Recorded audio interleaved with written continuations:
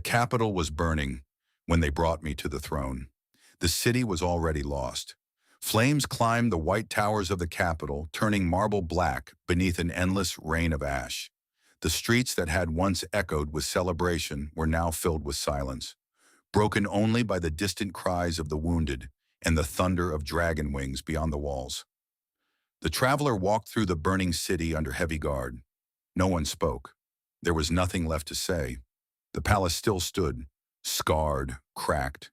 Its great doors hung open as smoke drifted through the empty halls. Broken banners lay across the stone floor. The symbols of kings who had ruled for centuries were buried beneath ash. The guards led him onward until they reached the throne room. The king remained seated.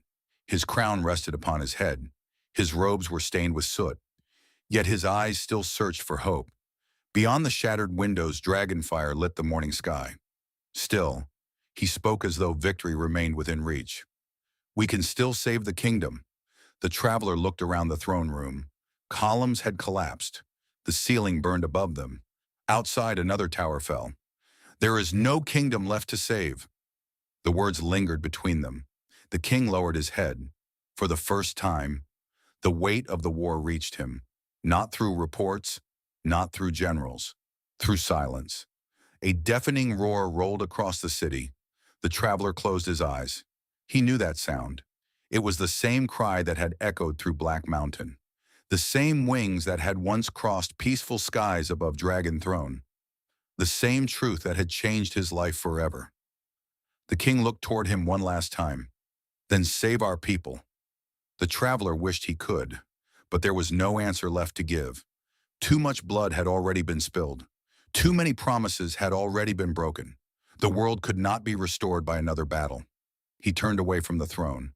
The sword that had accompanied him through every road, every battlefield, every loss, felt heavier than it ever had before. Slowly, he removed it from its scabbard. The blade reflected the fire consuming the throne room. Without a word, he laid it at the foot of the throne. Steel touched stone. The sound echoed through the empty hall. His war was over. He walked alone through the shattered palace. Soldiers knelt in exhausted silence. Some still whispered curses toward the dragons. Others prayed to gods who no longer answered. None tried to stop him.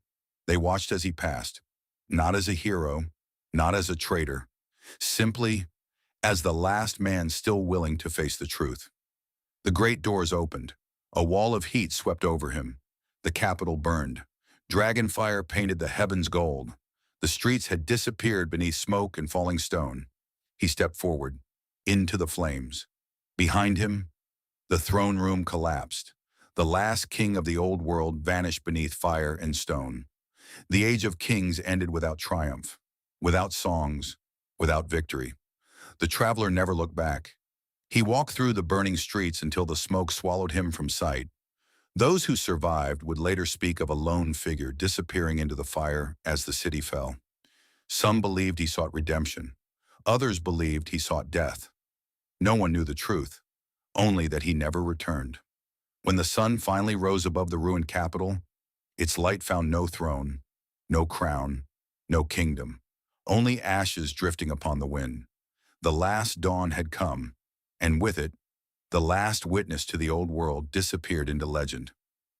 The world did not die from monsters. We taught them how to burn.